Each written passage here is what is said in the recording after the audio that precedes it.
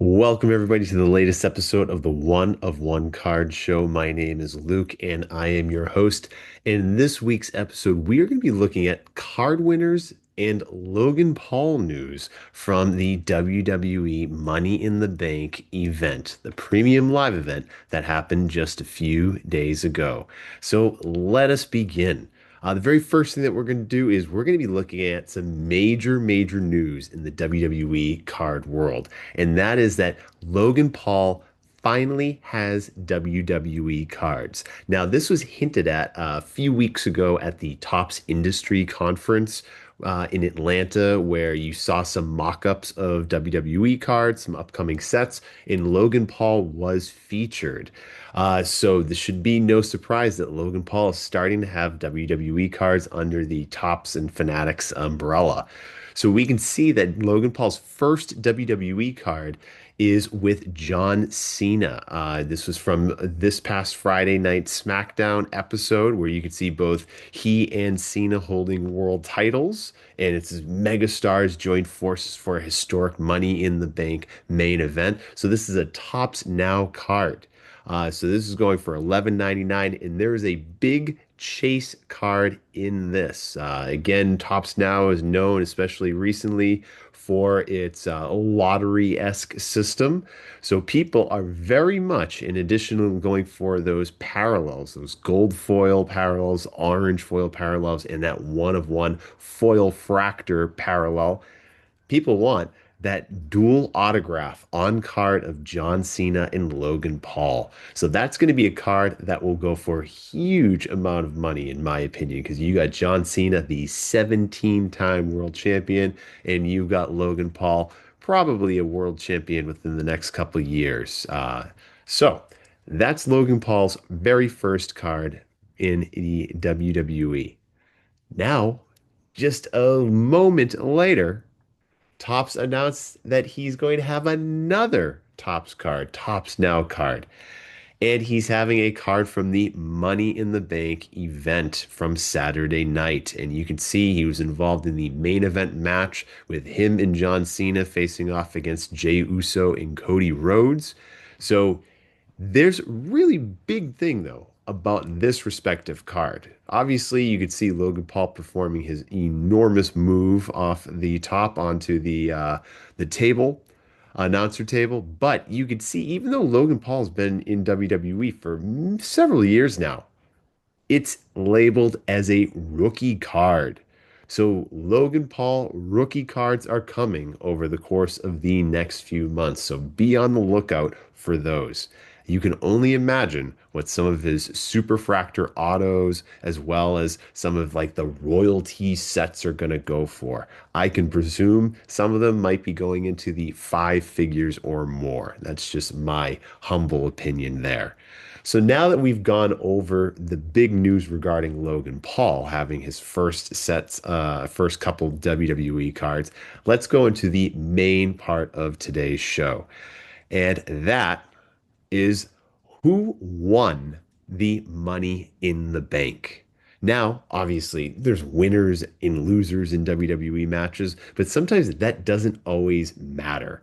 In this week's episode, we're going to be looking at which WWE superstars gained the most from what happened at the Money in the Bank event.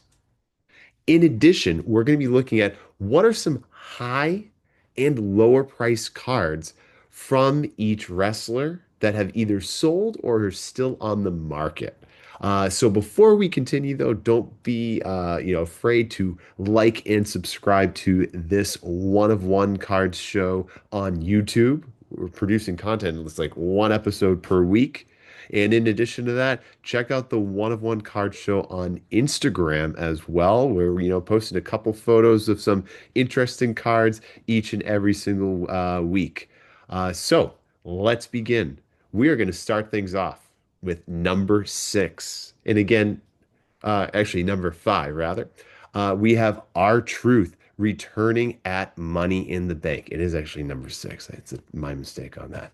R-Truth returning at Money in the Bank. R-Truth, major news in the last few days. He made the announcement that got millions and millions of engagement, where R-Truth announced that he was going to be leaving WWE. And some people are saying, oh, this was all part of the storyline. Oh, it's kayfabe. It's a work. What was real? What wasn't?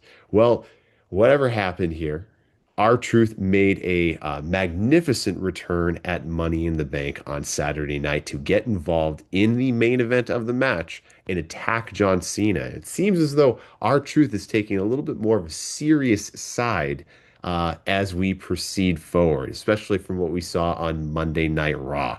And the crowd is very much behind him. So R-Truth is a major winner. Now, R-Truth is somebody who doesn't really have a lot of expensive cards in the WWE hobby. We can see, though, that a card very recently sold on eBay for $165. Now, that's a flawless horizontal auto memorabilia patch in the emerald green color. It's labeled out of three, but it's actually out of five. Sold for $165. It's a very nice looking card. That's from when he was the tag team champion with The Miz just last year. Again, very, very nice looking card. Now, that's kind of a high-end card for R-Truth right there. But if we want to go on the lower end of things, this next card that we're going to be showing you in just a few moments is probably one of the absolute funniest and best cards in maybe the history of pro wrestling. And you're going to think I'm exaggerating this, but let's take a look. Now, this was a set that came out in 2021. You can see some examples. It's the 2021 Topps Finest WWE set. It's a Legacies insert. And the Legacies insert, it's a wrestler who's, a current wrestler at the time in 2021 with somebody from the past who they have some sort of connection with. Maybe the gimmick is a little bit similar. Maybe the way that they act is a little bit similar. So you can see The Rock and Roman Reigns. Obviously, they have that connection between each other. In addition, you can see Bianca Belair, the EST of WWE with her Mr. Perfect-esque, gimmick in a sense. But R-Truth has maybe the greatest card of all time here. And again, you might think I'm overselling this and putting this over, but it's this right here. R-Truth and John Cena. And I absolutely love how they make reference to the fact that R-Truth had repeatedly called throughout the years John Cena his childhood hero. I mean, it is absolutely brilliant. It's absolutely hysterical, and it just makes me laugh every single time I see this card. And you could pick it up for just a couple dollars, $1.64. And I don't even think there was shipping that was charged on it. So if you want a really funny card and you're a big time WWE collector, this might be a card to check out. And I'll be the first to admit I don't even have one. So let's now move on. We just went over number six. It was listed as number five first, but number six, let's move on to number five. We have Lyra Valkyria. Now, Lyra Valkyria debuted onto the main roster last year, and she was somebody who I thought had potential. But you can clearly see that this feud with Becky Lynch, as I had pointed out in one of my prior episodes, really like ignited her to have like a semblance of a character. And this match, Lyra Valkyria, she lost the Intercontinental Championship in this match, but she really gained a lot from it. The ending of the match, she lost and had to, hold up Becky Lynch's hand to and raised her arm to indicate her winning, and Becky Lynch forced her to put the title on, and then she attacks her after the match. That was great. That really sold Lyra as a character, and the crowd was very much behind her on it. So, if we want to take a look, Lyra has had a lot of big cards sell very recently, and here's a few of them. You could see a flawless platinum one of one patch auto card selling for $1,200 on May 20th. You can see a 2022 select rookie card of hers when she was still Aoife Valkyrie. Uh, you could see going for $830. Now, I love Select. That's just my thing. That sold for $830 in a CSG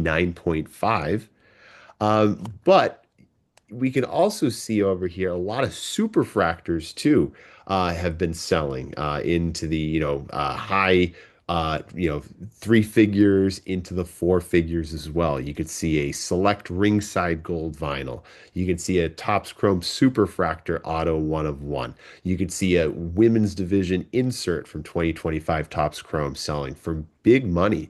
They're going for a lot of money. So clearly, Lyra has turned a lot of people's heads in the last few months as Intercontinental Champion, and we might be able to thank Becky Lynch for helping her out in this. Let's hope that she continues the momentum that she has had in these last few months. Now, if you want to go on the lower end of things, you can get a really nice insert from 2024 Select of Lyra Valkyria with the and new set, a gold out of 10, not the gold vinyl, which actually just popped up on eBay just before I started recording this, but gold out of 10 for about $50. It's not a bad price if you were going for a Lyra Valkyria card. That's her holding the NXT championship that she had won just a couple years ago. So now let's move on to number four, Becky Lynch. Becky Lynch, I know people have been calling her Becky Hogan. I know people have been saying, "Oh, why is Becky Lynch thrust into all these high-profile feuds?" I'll give you a hint. It's because she's that good. She's one of the greatest wrestlers of all time. When you hand Becky Lynch a microphone, she is top notch. She is elite, and she will bring a feud that you might think is mid-level, mid-card level. This is the Intercontinental Championship. She elevated this title quite a bit, in my opinion. So Becky Lynch, she won the Intercontinental Championship. So let's take a look. There's a big Becky Lynch card that sold very, very recently. I know I touched upon it before, but you can see the 2025 Topps Chrome WWE Women's Division Super Fractor one of one in a PSA 10 selling for over $2,000. I think that's a pretty good looking card.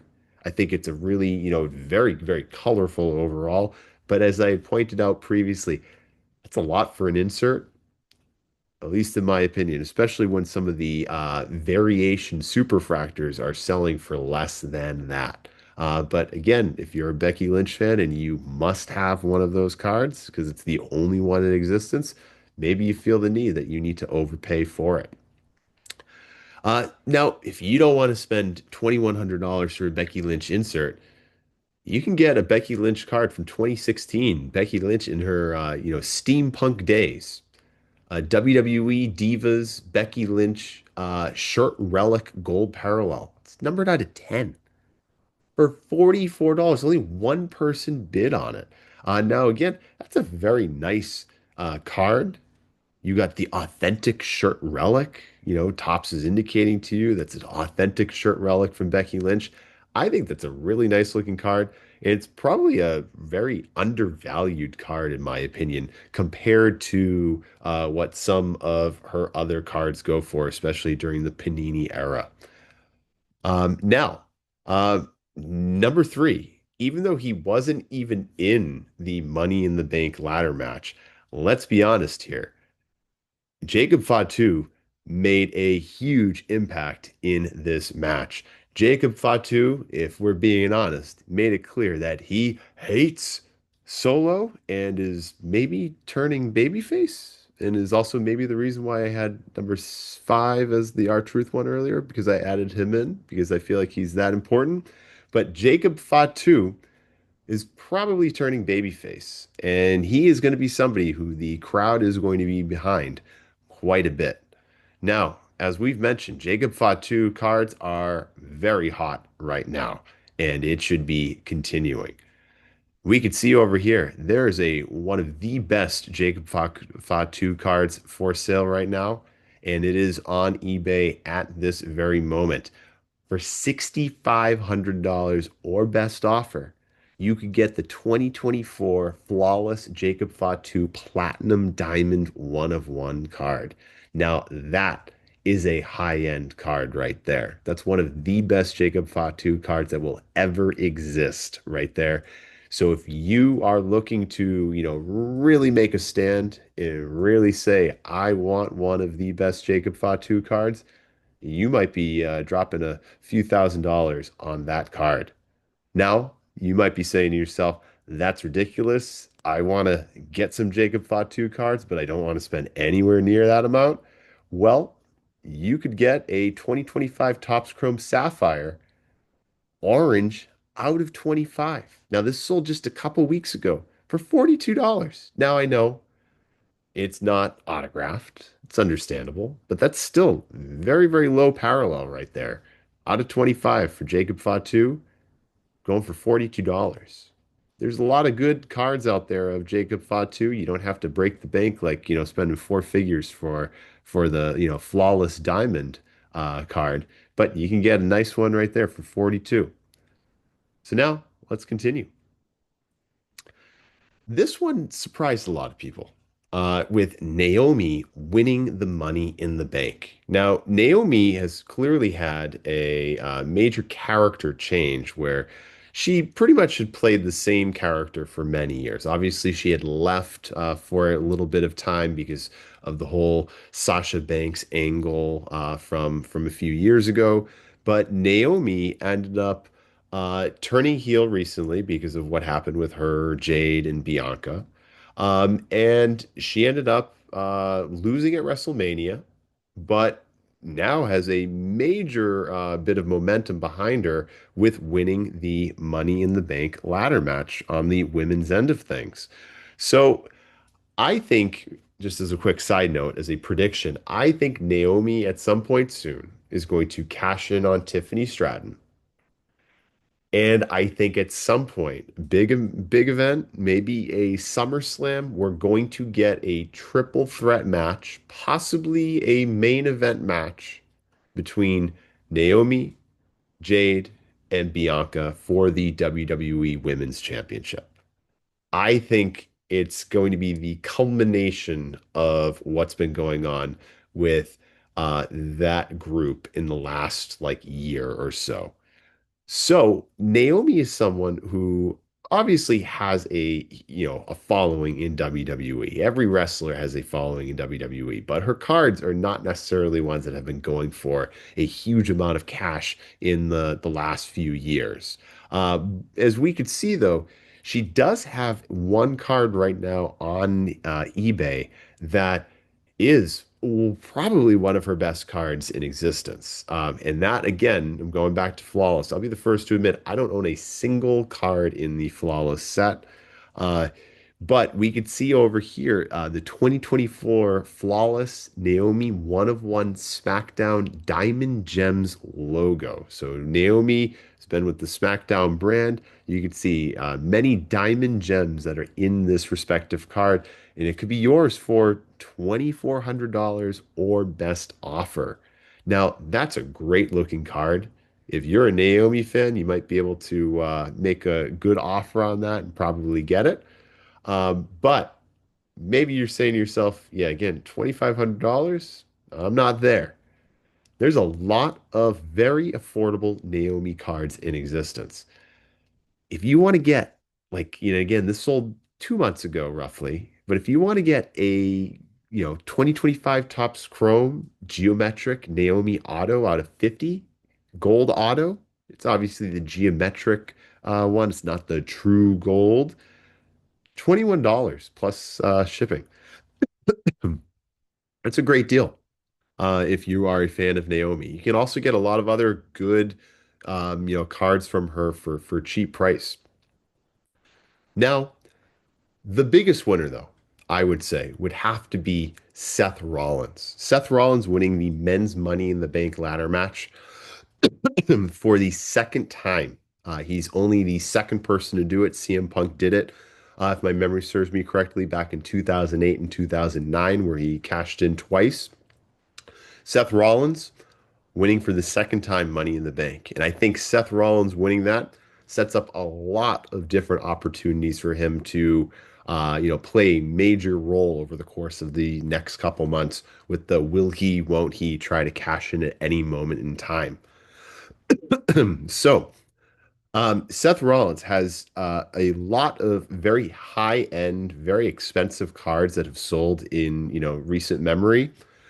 But he's still someone that you can make a case is very, very undervalued compared to, say, Roman Reigns, for example. And I know that's been my thesis for the last couple of years. But Seth Rollins is on TV all the time. He's been one of the major focal points in WWE since 2014. One could make an argument on, but he's never been the person who everybody's like, he is the number one figure. It seems like there's always been somebody else who's taken a role that is maybe, uh, usurped him as the number one guy. But it seems like right now it is pretty evident that Seth Rollins is the person that the show is being built around, especially with his new stable with Paul Heyman, Bronson Reed, and Braun Breaker.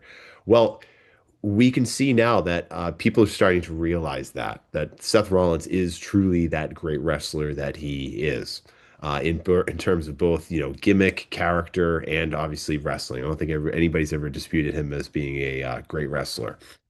But you can see a really nice card of his, and this is something where I like almost forgot existed until I was doing a little bit of research here.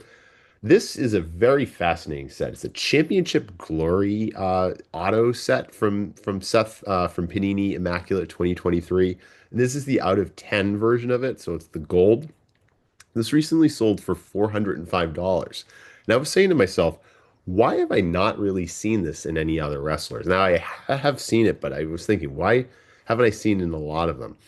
And we see that like only Roman Reigns and Gunther have this as well. It's a really cool card, especially with the World Heavyweight Championship so big on the card. And it's a great pose by Seth Rollins, and it's also autographed. So you can see it's no wonder why this sold for $405. But if you want to go a little bit lower and you say, $405, I don't want to spend that for a high-end Seth Rollins card. You could also go a little bit lower, and you could see this card over here of early Seth Rollins auto. It is sticker, but it's selling for about $300 in a BGS 8.5. It's a shield version of Seth Rollins right there with his gold hair and everything. But that's a nice card too, especially if you're going early. You don't see that sort of card pop up quite a bit. But if you want to go lower end, this is again a great card of Seth Rollins. I love it. I thought about bidding for it. I didn't, and I kind of regret it. I'm not going to lie. But you got Seth Rollins in the 2024 Select Concourse Gold out of 10, selling for $51. That is a wonderful looking card. Great pose. Absolutely wild outfit, but that's what we expect from Seth Rollins. But again, wonderful, wonderful set. Now, I hope you have liked the cards that you have seen today. Which ones of these would you buy, and which ones of these would you stay away from? Have a wonderful day, everybody.